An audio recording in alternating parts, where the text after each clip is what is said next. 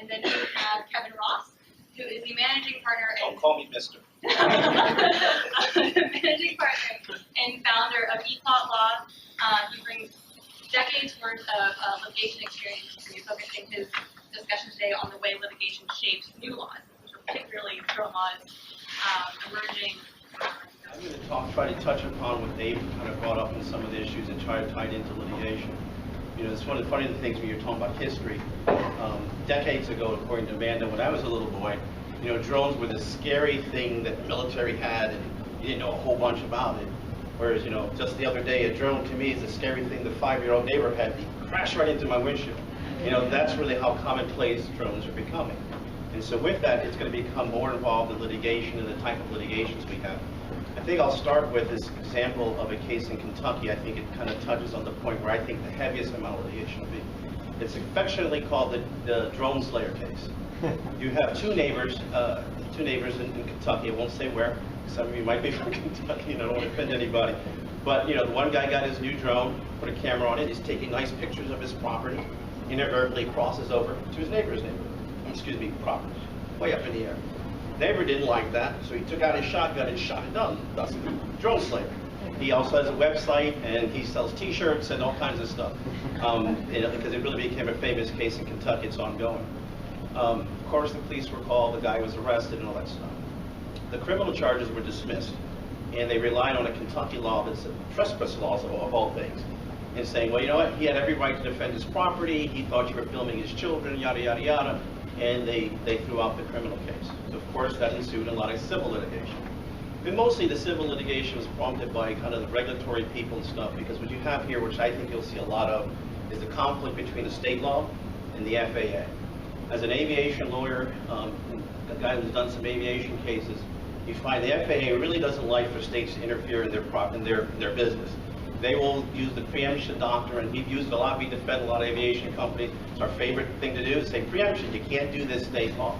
So as states start to develop their laws on how they're going to try to regulate or at least control some of the drone usage, it's going to be a lot of litigation. And that's the fun stuff that we litigators do.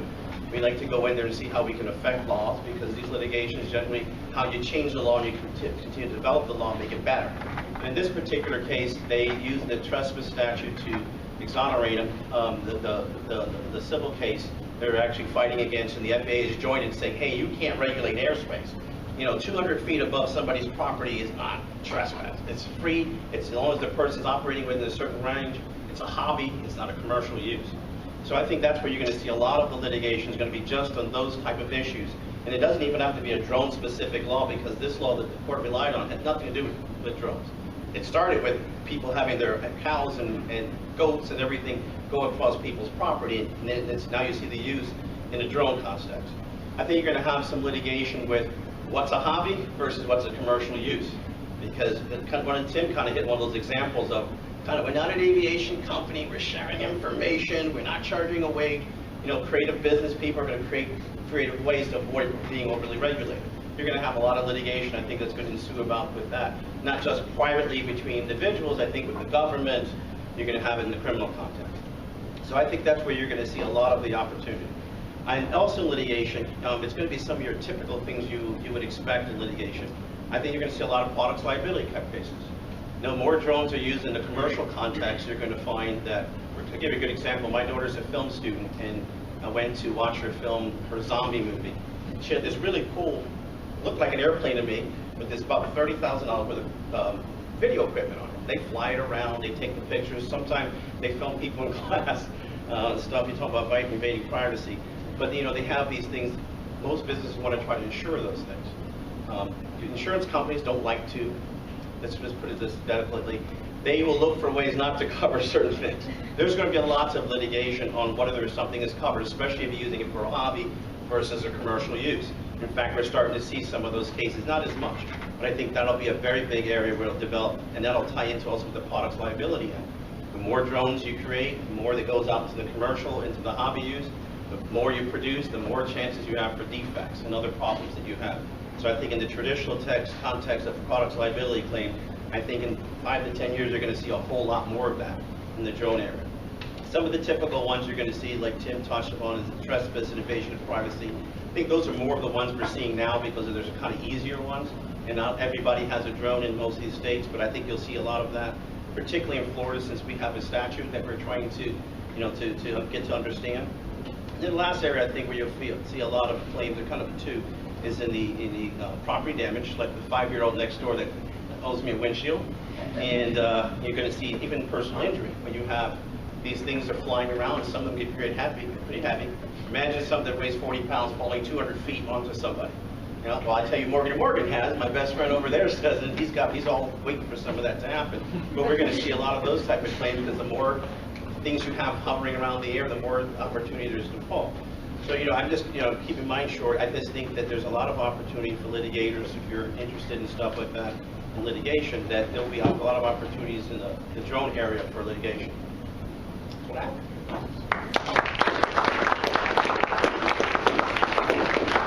all depends. You have the issues you're going to have. I'll tell you from a litigator's point of view. It all depends on how you're going to invest it. It's commercial use. You can better know your regulations and how they're going to regulate it, and you can guarantee yourself that after the first set of actions, when the regulation is going to come even heavier. So that if you're looking at, I can't tell you how to invest, but I can tell you from a perspective of looking at things as a lawyer. You always have to be almost 2 steps ahead of the government because the government always reacts to things. Gosh, we're having all these accidents. Now we got to put these harsh laws. They're kind of like Tim said. You don't want to start being too harsh to innovation, but they will be. We've seen it in many different contexts. So I do think that drone racing, kind of like drag racing or any kind of racing, it will be heavily regulated in something. Well, really, with the FAA, that's their job. And when you talk about airspace, airports and stuff, that is restricted airspace, so you're already violating the law. So, that's why they don't like for states to implement their own rules, because they're going to conflict. We all know that certain things are okay in Florida. It's a little bit different when you go up to Georgia, or you go into North Carolina. So the FAA tries to keep control of it. Like I said before, as an aviation lawyer, we love the preemption doctrine as a defense, because as long as I follow the FAA rules, I don't need to listen to anything anybody else says. So I think the FAA will always try to keep primary control of that. All this, and let me figure out how to phrase my question. How will this look like if down the road law enforcement starts to use this, and if criminals start to use drones, let's say to transport drugs or what have you? How will that look like? Well, not being a criminal lawyer, but I can tell you, it's kind of what I said before. Our government is reactionary. And it goes to your point. It happened. Everything happens the first time. We don't have a law that can predict everything that happens. As things happen, smart people like these guys here, they have these debates, and I don't mean that facetiously. They have these debates to try to figure out what do we do about it. And then we put the reactionary law. Then guys like me go and take it into court, we screw around with it a little bit more and try to keep shaping it. That's just the way the system works. Unfortunately, people who are willing to break law, they're always a couple of steps ahead of you, and you're just reacting. When you're trying to obey by our Constitution. So I think it's going to be one of these things that, as drones become more and more involved in our lives, they'll start to regulate. They've regulated cars. I don't put them on the same plane, but when my dad was young, you can do whatever the hell you want in a car. They didn't have speed limits or anything. Now there's speed limits. You got school zones. We've reacted to the problems that we have in society. I think that's what's going to happen with the drones. We're going to react and keep making laws. From a litigator's perspective, I can tell you there's 2 sides. As a defense lawyer, if I'm obeying FAA regulation, I've got a defense. Leave me alone. From a plaintiff's lawyer's perspective, it's great because most people aren't going to do it, and I can sue them. Right. So it's all a matter of perspective. Tim is more on the more regulatory and the transactional side, so he sees it, and I agree with your opinion. But from the litigator's point of view, it kind of depends on what side of the coin you're on. Right. It could be good or bad. Because I see it. I used to be a pilot, and I see it from the perspective of a drone. If the engine cuts out, if the battery cuts out, if the radio's communication stops working, and that thing falls in the middle of traffic, that person can just run. What's the industrial sector's response to these drones? More particularly like agriculture. I saw a video of a guy flying a drone for like a PETA organization showing very bad, or trying to claim bad business practices. Do any of the industries, agriculture, coming out against these drones? Trying to pass legislation against them?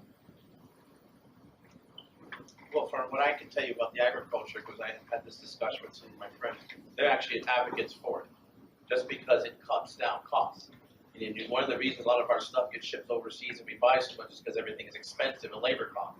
If you get rid of some of those labor costs and regulations and issues, I can start growing things. All I have to do is have this unmanned thing go out there, and I spend $5,000 on it, and I get 10 years out of it. So I think I know as far as the agricultural industry, they're kind of proposing for it. If you take it out of the surveillance, for example, you know, some of the cases where we have accidents and stuff, you want to take different angles and stuff like that, where it wouldn't violate the statute that Tim's referred to. You still have some issues you do with, like you do with any kind of media. And so it really is one that it all depends on the circumstance. Because like any kind of media, it can be doctored, it can be altered.